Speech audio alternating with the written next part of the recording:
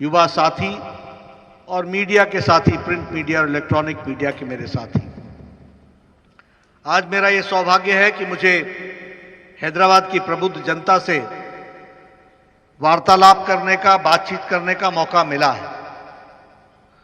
भूपेंद्र यादव जी ने बहुत अच्छे सुंदर शब्दों में चेंज फॉर हैदराबाद इस विषय को उन्होंने आपके सामने रखा है और उसके साथ साथ उन्होंने यह भी बताया कि चेंज किस लिए करने की आवश्यकता है। मैं जब यहां आया हूं तो जहां चिलकुर बालाजी टेम्पल को नमन करता हूं, जहां 1000 पिलर्स के टेम्पल को, वारंगल को नमन करता हूं, बिरला मंदिर को नमन करता हूं, वहीं मैं हैदराबाद की प्रबुद्ध जनता को भी अभिनंदन करता हूं, वंदन करता हूं और नमन करता हूं। यह चुनाव का समय है और चुनाव की दृष्टि से हम सब के बीच में हमारे विचार चुनाव में किस तरीके से, किस लिए हम यशस्वी हो, इस पर चिंतन करना, इस पर बातचीत करना बहुत ही आवश्यक है। और जब मैं चुनाव के बारे में चर्चा करता हूं तो सबसे पहले तो तेलंगाना की जनता को मैं धन्यवाद देता हूं कि आपने हाल ही में उपचुनाव में दुबाका में भी परचम लहराया है और कमल खिलाया है, इसके लिए मैं आपको बधाई देता हूं। वहीं आपको मैं बिहार के चुनाव में जो जीत हासिल हुई उसके लिए भी बधाई भी देता हूं, अभिनंदन भी करता हूं, क्योंकि आप लोगों का आत्मिक प्यार हम सबको मिलता रहा और भूपेंद्र यादव जी जो वहां के प्रभारी थे, उन्होंने बिहार को फिर से जीतकर 15 साल की जीत पर फिर से 5 साल की मोहर लगाई है। इसके लिए मैं इनको भी बधाई देता हूं और आप सब लोगों को। मित्रों, हम लोग लगभग 110 सीटों में बिहार में चुनाव लड़े और उसमें से हमने 74 सीटें जीती। हमारा स्ट्राइक रेट 67% था। यह हमको समझना चाहिए। उसी तरीके से हमारा वोट शेयर 19.5% था और यह सब इस बात को बताता है कि मोदी जी के विकासवाद, the development agenda of Modi ji और वहां के गुंडा राज को नकारना, वहां के अराजकता को नकारना और मोदी जी के विकासवाद पर मोहर लगाने का यह प्रमाण है। इस बात को हमको समझना चाहिए। इसके साथ साथ अगर हम देखें तो फिर चाहे वो राम जन्मभूमि हो, आर्टिकल 370 हो, फिर चाहे वो वहां के विकास के मुद्दे हो, ये सब बिहार के चुनाव में सामने आए हैं। मित्रों, मैं आपके साथ शेयर करना चाहता हूं। 5 साल पहले मोदी जी ने बिहार को एक पैकेज दिया था 1,25,000 करोड़ का। लोग अक्सर चुनाव में वायदे करके भूल जाते हैं और केसीआर इसका प्रमाण है। लेकिन मोदी जी ने भूले हुए वायदे को याद दिलाकर 1,25,000 करोड़ के ऊपर 40,000 करोड़ रुपए बिहार को एक्स्ट्रा दिया। यह भी उन्होंने जनता के सामने रिपोर्ट कार्ड रखा। यह मैं आपको शेयर करना चाहता हूं। This is the change in the working culture of political parties. This is the change in the style of functioning. इसलिए मोदी जी ने पॉलिटिक्स को रीडिफाइन कर दिया और नया डेफिनेशन दिया कि आगे जनता के बीच में जाओगे तो रिपोर्ट कार्ड के साथ जाओगे। इस बात को उन्होंने प्रतिपादित किया। यह हमको समझना चाहिए और इसीलिए मैं बड़े गौरव के साथ कह सकता हूं कि बिहार के विकास ने इस बात को दिखाया है। लेकिन चुनाव सिर्फ बिहार में नहीं जीता। मोदी जी के नेतृत्व में चुनाव हमने गुजरात में भी जीते। यह एक तरीके से सारे देश में एक छोटा सा इलेक्शन था। 8 सीटें हैं गुजरात में, 8 की 8 भारतीय जनता पार्टी की झोली में गई। हमारे यहां 7 चुनाव हुए उत्तर प्रदेश में, 6 सीटें भारतीय जनता पार्टी को गई। आपके यहां एक चुनाव दुबाका में हुआ, ऐसा धमाका आपने किया कि यहां भी आप चुनाव जीत करके आ गए। केरल में 2 सीटें थी, दोनों की दोनों जीत ली। मध्य प्रदेश में 28 में से 21 सीटें जीत ली और मणिपुर में 4 की चारों सीटें जीत ली। यानी गुजरात से लेकर के मणिपुर तक और लेह लद्दाख के हिल काउंसिल से लेकर के केरल, कर्नाटक और तेलंगाना तक भारतीय जनता पार्टी का कमल खिला है। इस बात को हमको समझना चाहिए। और जब मैं ये बातें आपसे शेयर करता हूं तो हमको यह भी समझना चाहिए कि क्यों भारत की जनता भारतीय जनता पार्टी को बार बार आशीर्वाद दे रही है। Why people are coming forward to support Bharatiya Janata Party? They are coming forward because the good work done by Honorable Prime Minister Shri Narendra Modi ji and the culture through which Bharatiya Janata Party along with the government is working for the people of the country, इस बात को लोगों ने आशीर्वाद दिया है। यह हमको समझना चाहिए। अब मैं अगर विकास की यात्रा की चर्चा तेलंगाना की करूं तो मुझे 2014 भी याद है। लगभग 10.5% का शेयर हमको वोट शेयर मिला था और हमने 1 लोकसभा की सीट जीती थी। In 2019, when we fought, we got 23.5% vote here in Andhra Pradesh, in Telangana, and we won 4 seats. And in Dubaka, we have increased our vote share to 38.47%, and we have won Dubaka. ये हमको समझना चाहिए। और 4 लोकसभा की seat जो जीती उसमें केसीआर की डॉटर को भारतीय जनता पार्टी ने 70,000 वोट से हराया है। यह भी हमको ध्यान में रखना चाहिए। मित्रों, मैं आपसे शेयर करना चाहता हूं why we say Modi ji is a world leader, why we believe that Modi ji is a world leader.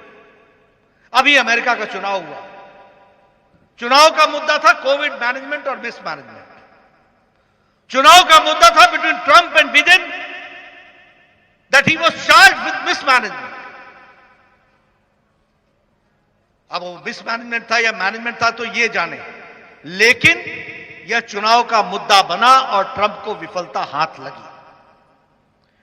सारा यूरोप जो हेल्थ के दृष्टि से बहुत शक्तिशाली है, समृद्ध है, ताकतवर है, मच मोर देन इंडिया, लेकिन वह भी अपने आप को कोविड मैनेजमेंट में असहाय पा रहा था। They were feeling that their systems are collapsing and they are not able to sustain the health systems. लेकिन here prime minister Modi led the country from the front और 130 करोड़ देश में बोल्ड डिसीजन लेकर के, टाइमली लॉकडाउन लेकर के 130 करोड़ की जनता को बचाने का काम किया तो नरेंद्र मोदी जी ने किया है। यह हमको ध्यान में रखना चाहिए। And not only that, I keep on saying this. You see, I have been a health minister, I know we had only 1 lab, testing lab with 150 centers, and that was National Institute of Virology. Our capacity to test corona was only 1,500. We did not have a dedicated hospital for corona. We did not have a dedicated bed for corona. That was the situation when Modi ji took a bold decision to lock down. And with that lockdown, during that period, Prime Minister Modi, there was no manufacturer who was making personal protection equipment. There was no manufacturer who was making ventilator. Prime Minister Modi ने lockdown की अवस्था में 1600 dedicated corona hospital खड़े किए, 1600 dedicated hospital. The testing capacity increased from 1,500 to 15 lakh per day. Today, India is producing and manufacturing personal protection equipment 5 lakh per day and it is exporting also. ये भी हमको ध्यान में रखना चाहिए. हमारी टेस्टिंग कैपेसिटी मैंने कहा 15 लाख पहुंच गई. हमारे लेबोरेटरी 1600 क्रॉस कर गए. हमारे डेडिकेटेड हॉस्पिटल्स जो थे वो 1600 क्रॉस कर गए. And more than 4.5 lakh dedicated Covid beds तैयार हो गए और 3 लाख वेंटिलेटर भारत ने तैयार करके दिया इस कोरोना अवस्था में. यह हमको समझना चाहिए. I am giving this figures I'm giving these figures because intellectuals are sitting in front of me. You are not one vote. You are peers. You are the leaders. You can bring the change. And that is why I'm giving these facts, because we should understand what is the difference between a leader and a leader like Narendra Modi. This we have to understand. इसलिए मैं health minister रहा हूं.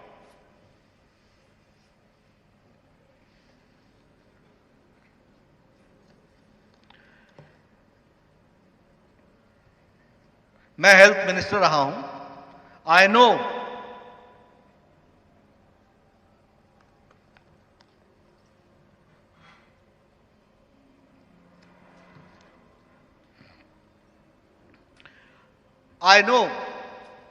that on international forums, how India was taken before 2014.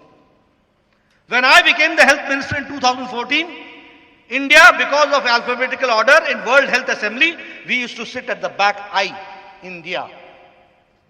But when Modi ji came with Ayushman Bharat, the leader, the Director General of World Health Organization, Dr. Tedros said, "Where is Mr. Nadda? Please come forward and tell the world what Modi has done in Ayushman Bharat so that it can be replicated." मैं ये आपके सामने इसलिए सारी बातें कह रहा हूं क्योंकि we should understand what leaders make a difference. ये कोरोना क्राइसिस में डॉक्टर टेड्रोस ने और यूएन के सेक्रेटरी जनरल ने कहा that Modi has given an example that he has not only addressed the health issue, but he has also addressed the economic issue. And he has given an economic subsistence level. He has tried to see that how 130 crore people survived during lockdown, and he has taken care of that. He has addressed the economic issues. और उसकी जब हम बात करते हैं तो हम ये गौरव के साथ कह सकते हैं 8 करोड़ बहनों को 3 महीने के लिए एक गैस सिलेंडर, 3 गैस सिलेंडर दिए गए. 20 करोड़ बहनों को 500 रुपए, 1500 रुपए ड्यूरिंग लॉकडाउन पहुंचाया गया थ्रू डीबीटी, जनधन योजना के खाते में. और वो महिलाओं को पहुंचाया गया इसलिए कि महिलाएं घर चलाती हैं और उनका चूल्हा जलता रहे, इसकी व्यवस्था हो, इसलिए ये किया गया. अब you see the difference of how leaders change the country, how the leaders change the situation. एक प्रधानमंत्री थे स्वर्गीय राजीव गांधी, कहते थे 1 रुपए भेजता हूं 85 पैसे रास्ते में खर्च हो जाते हैं. एक प्रधानमंत्री नरेंद्र मोदी हुए जिन्होंने लाल किले के प्राचीर से कहा कि जनधन में खाता खोलो, जीरो अकाउंट पर खाता खोलो and we will help you. और उस समय कांग्रेस पार्टी ने मजाक उड़ाया था कि क्या भारतीय जनता पार्टी के प्रधानमंत्री नरेंद्र मोदी लाल किले से खाता खुलवा रहे हैं. और during lockdown when there was no postman, there was no post office, no money order, 20 crore women got 500 rupees directly disperse to their account. ये परिवर्तन ला करके दिखाया, ये हमको समझना चाहिए. 80 करोड़ की जनता को, 80 करोड़ की जनता को 5 किलो चावल, 5 किलो गेहूं और 1 किलो दाल की व्यवस्था की गई मार्च महीने से लेकर के दिवाली तक. You see how poor people have been taken care. किस तरीके से उनकी चिंता की गई है. दिव्यांग भाई, स्पेशली एबल्ड पीपल, विडोज, हमारी विधवा बहनें, माताएं और हमारे बुजुर्ग, इनको 1,000 रुपए 3 महीने के लिए पहुंचाने का काम नरेंद्र मोदी जी ने किया. यह हमको समझना चाहिए. आत्मनिर्भर भारत, यह आत्मनिर्भर भारत क्या है? This is converting an opportunity. आपदा को अवसर में बदलने का तरीका है. कैलामिटी को, ट्रेजेडी को एक अवसर में, अपॉर्चुनिटी में बदलने का तरीका है. और वो कैसे है कि 3 लाख करोड़ रुपए एमएसएमई सेक्टर में फिर से उनको रिवाइटलाइज करने के लिए देने का प्रावधान किया गया. इतना ही नहीं, इसके साथ साथ 1 लाख रुपए फार्म सेक्टर में खर्च होगा, फार्म सेक्टर में, यानी एग्रीकल्चर में. एंड एग्रीकल्चर में the money will be spent by the people, that is the farmers, producers, organizations. They are going to spend. They are going to decide how the value addition can be done in agricultural sector, in the produce of agriculture sector. How they can think about linkages to the mandi. उसके लिए वो कैसे काम कर सकते हैं, इसका इंतजाम करने की बातचीत उसमें जोड़ी गई। हमारे 50 लाख स्ट्रीट वेंडर्स को 5 से 10 हजार रुपए उनको मिल सके, इसकी व्यवस्था की गई ताकि हम आत्मनिर्भर भारत की दृष्टि से खड़े हो सके और उसकी हम चिंता कर सके। इस बात को उसमें करने का प्रयास हुआ है। Friends, here I would like to also urge upon you, आपसे मैं रिक्वेस्ट करने आया कि आत्मनिर्भर भारत में we should be vocal for local. उसके लिए हमको काम करना चाहिए। फिर चाहे वो यहां का बिद्री क्राफ्ट हो, चाहे वो यहां का बटीक पेंटिंग्स हो, चाहे वो पोचमपल्ली का हैंडलूम्स हो, इस पर हम इनको कैसे वर्ल्ड का ब्रांड नेम दे सकते हैं, इस पर हमको काम करना चाहिए और इस पर फुल सपोर्ट मोदी जी का है, इसको भी हमको समझना चाहिए। This is also the schemes which we have to understand. Friends, when I talk about the good schemes which has been implemented, जिसके कारण लोग आज बारंबार मोदी जी को शाबाशी दे रहे हैं, मुहर लगा रहे हैं और उनकी नीतियों को अपने तरफ से एक साधुवाद दे रहे हैं, उसके कारणों को भी हमको समझना पड़ेगा।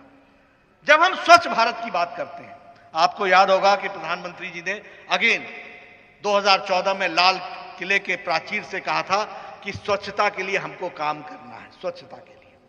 और उस समय भी लोगों ने कहा था, विशेष करके कांग्रेस ने, कि what Modi ji is talking from Lal Qila प्राचीर, from the ramparts of Lal Qila, he is talking about स्वच्छता। ये कोई इशू है? आपको जानकर के खुशी होगी कि लगभग 11 crore toilets have been made, have been constructed. और 11 करोड़ का मतलब होता है कि 11 करोड़ महिलाओं को इज्जत देने का काम किया। यह हमको समझना चाहिए।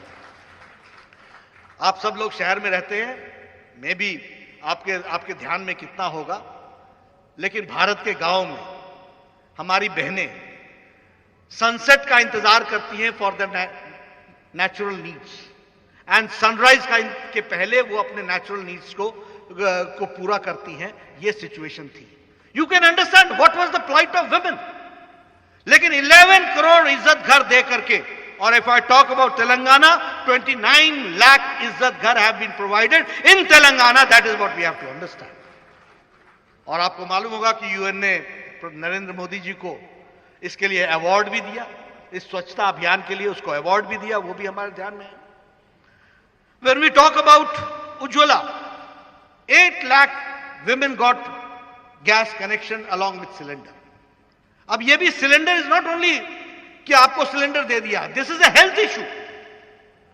इसके पहले जब लकड़ी के चूल्हे जलते थे तो उसमें जो धुआं बहने लेती थी led to the pulmonary diseases, but they have been empowered, and that is how we should look towards this aspect also.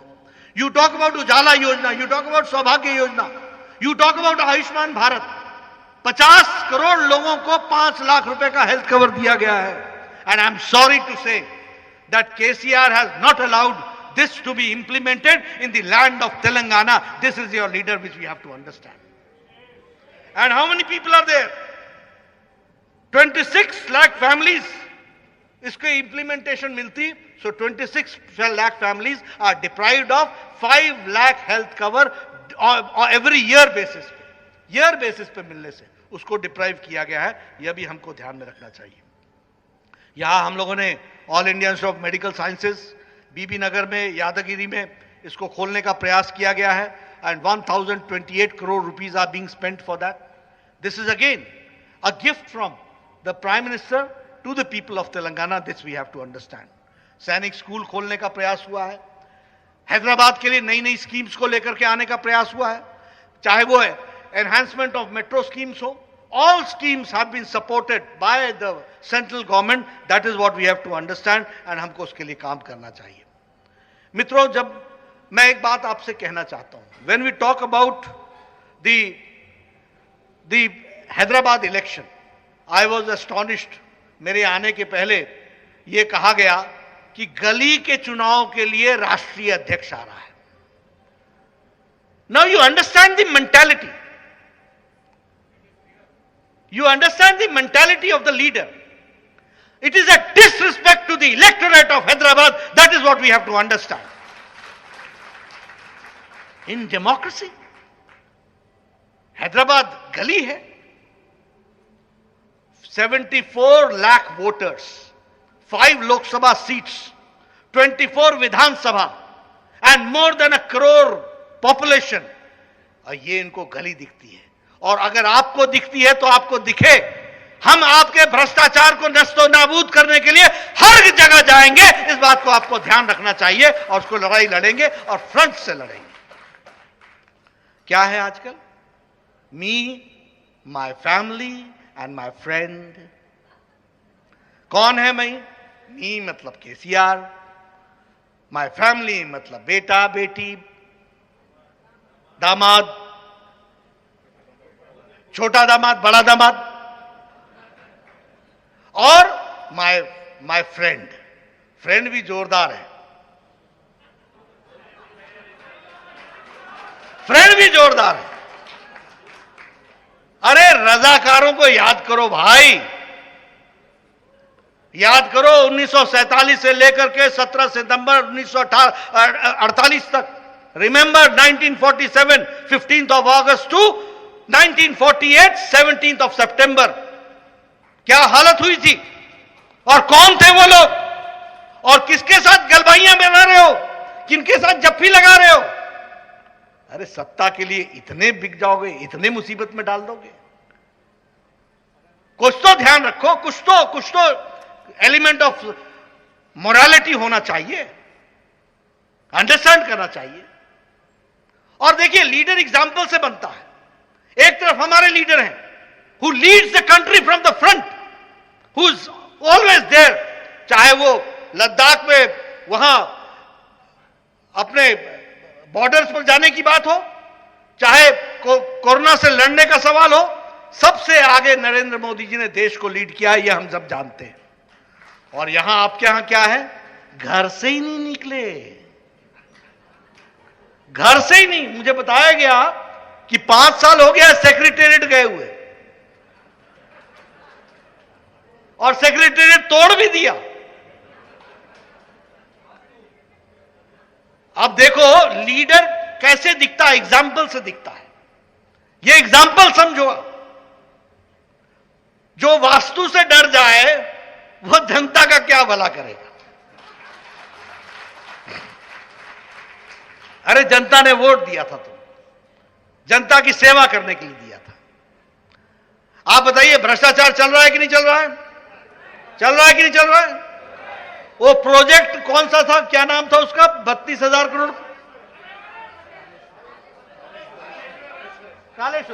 Kaleshwaram 32,000 crore का 1 लाख करोड़ पहुंच गया. बनना शुरू नहीं हुआ. ये भूख भी कितनी है मालूम नहीं. क्या है ये राजनीति? आप देखिए, the leader is the custodian of the people. Leader जो होता है वो राजा नहीं होता, लीडर कस्टोडियन होता है. एक तरफ प्रधानमंत्री मोदी जी हैं जो कहते हैं मैं प्रधान सेवक हूं, और एक तरफ ये हैं जो भ्रष्टाचार के माध्यम से प्रदेश को एक जिसको बोलते हैं डेट में डालने का काम करने का काम पकड़ा हुआ है. ये हमको समझना चाहिए. इसलिए मैं आपसे ये निवेदन करने आया हूं. हैदराबाद की तस्वीर बदलनी है कि नहीं बदलनी है? हैदराबाद की चमक में आपको ऑल इंडिया सेंट्रल गवर्नमेंट के स्कीम्स दिखते हैं कि नहीं दिखते हैं? मेट्रो दिखता है कि नहीं दिखता है? Full support from the central government से मिला कि नहीं मिला? एनहांसमेंट हुआ कि नहीं हुआ? All India Institute of Medical sciences दिया कि नहीं दिया? और हम जो पैसा भेजते हैं उस पर यहां भ्रष्टाचार होता है कि नहीं होता है? अगर ये सब रोकना है तो हैदराबाद में भी मैं गली शब्द नहीं बोलूंगा. Every respected road, every respected house has to be respected, और उनको अच्छे जीने का तरीका मिले, इसके लिए हैदराबाद खड़ा हो, इसके लिए हमको काम करना है. हमारे लोगों ने भी आपसे वायदे किए हैं. महिला शक्ति के सशक्तिकरण के लिए मेट्रो में चलने के लिए फ्री फैसिलिटी की बात की है, बसेस की बात की है. उसी तरीके से अन्य चीजों के बारे में वायदा किया गया है। हाई क्वालिटी वाईफाई के बारे में बातचीत की गई है। एक हैदराबाद, ग्रेटर हैदराबाद किस तरीके से सुंदर हो सके उसकी चिंता करने की बात की गई है। लेकिन मैं इससे पहले कहता हूं, कोई भी जगह सुंदर तब होती है जब सुंदर रखने वाला ईमानदार नेता होता है और ईमानदार पार्टी होती है।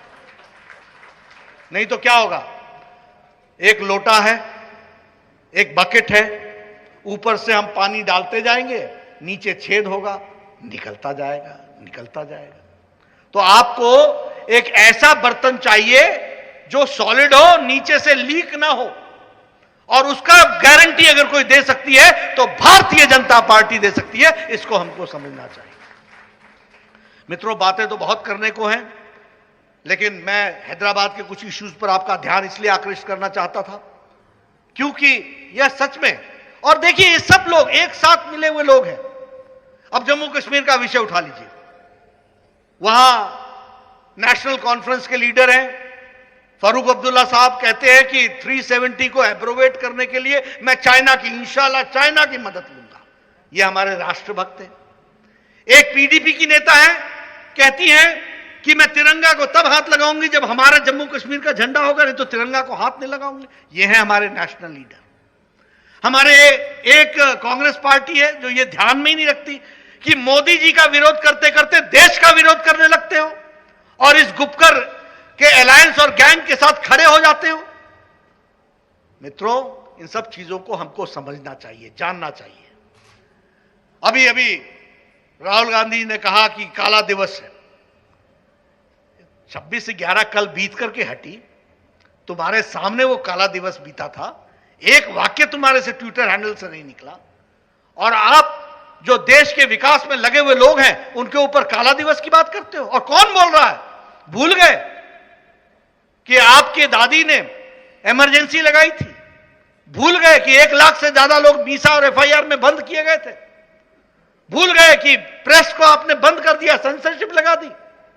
और आप लोग आज काला दिवस की बात करते हो। आप मन से क्या विचार रखते हो, इसका एक जीता जागता प्रमाण है।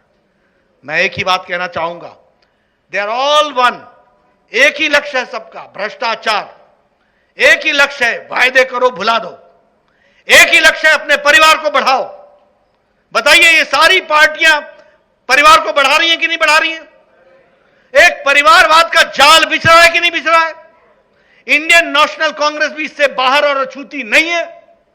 यह भारतीय जनता पार्टी अकेली पार्टी है जो लोगों की पार्टी है, और लोगों से निकल करके आगे बढ़ने वाले एक साधारण परिवार से भारत के प्रधानमंत्री मोदी जी बन सकते हैं, अमित शाह जी गृह मंत्री बन सकते हैं, राजनाथ सिंह जी हमारे रक्षा मंत्री बन सकते हैं, और पार्टी को नया जागरण दे सकते हैं। साधारण परिवार से आने वाला संजय बंडी, कृष्ण गारू, ये लोग आपको लीड कर सकते हैं। यह भारतीय जनता पार्टी में संभव है। साधारण परिवार से आने वाले हमारे भूपेंद्र यादव पार्टी को एक नई दृष्टि दे सकते हैं, दिशा दे सकते हैं। यह हमको ध्यान में रखना चाहिए। And this is our intrinsic strength. यह हमारी आंतरिक ताकत है, यह हमारा आंतरिक लोकतंत्र है। और इसलिए ये सब लोग सूनर और लेटर, मुझे पता चला गया कि मैं जाऊंगा और सारे देश में एंटी बीजेपी पार्टियों को इकट्ठा करूंगा। अरे ऐसा क्यों नहीं बोलते हो कि मैं निकलूंगा और मैं सारी फैमिली पार्टी को फैमिली बनाऊंगा? ऐसा बोलो ना। Birds of a feather flock together. एक साथ इकट्ठे होते हैं, इसलिए कोई फर्क नहीं है। थोड़ा सा फेदर का रेंज होता है ना, शेड। पंख भी एक जैसे नहीं होते ना, शेड होता है। तो ये सब शेड्स हैं, पर पंख एक ही रंग का है, ये ध्यान में रखना चाहिए। ये इनका एक ही काम है। इसलिए मित्रों, मैं बहुत से विषय आपके सामने रखना चाहता था, लेकिन मैंने कुछ विषय आपके सामने रखे हैं। नेशनल इंटरेस्ट के विषयों को आपके सामने रखने का प्रयास किया है। भारतीय जनता पार्टी एक अकेली पार्टी है जो जनता की सेवा में जुटी हुई है, और मैं चाहता हूं कि हैदराबाद में भी आप पूरा समर्थन करें।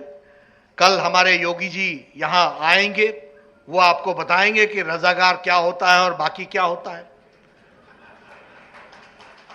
परसों हमारे भारत के गृह मंत्री आएंगे, श्रीमान अमित शाह जी, उनका भी यहां पर कार्यक्रम है।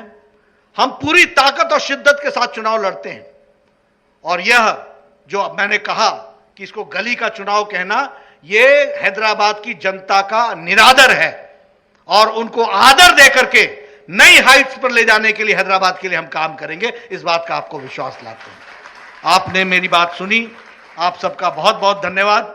ज्यादा समय न लेता हुआ, क्योंकि चुनाव की घड़ी है, आगे भी कार्यक्रम लगे रहते हैं तो उसमें भी जाना पड़ेगा, पर आप सबके दर्शन हुए, बहुत अच्छा लगा और आपने मेरी बात बड़े ध्यान से सुनी। इसको आप आगे बढ़ाइएगा और आप सब लोग जो लीडर्स ऑफ द सोसाइटी हैं, डॉक्टर्स हैं, इंजीनियर्स हैं, हमारे विभिन्न क्षेत्रों को लीड कर रहे हैं, लॉयर्स हैं, सबसे मेरा निवेदन है कि आप समाज में भारतीय जनता पार्टी के पक्ष में अपना कार्यक्रम को आगे बढ़ाने में और हैदराबाद एक खुशहाल हैदराबाद बने, इस काम को करने में आप सब अपना योगदान करें। इन्हीं शब्दों के साथ बहुत बहुत धन्यवाद। जय भारत, जय तेलंगाना, जय हैदराबाद।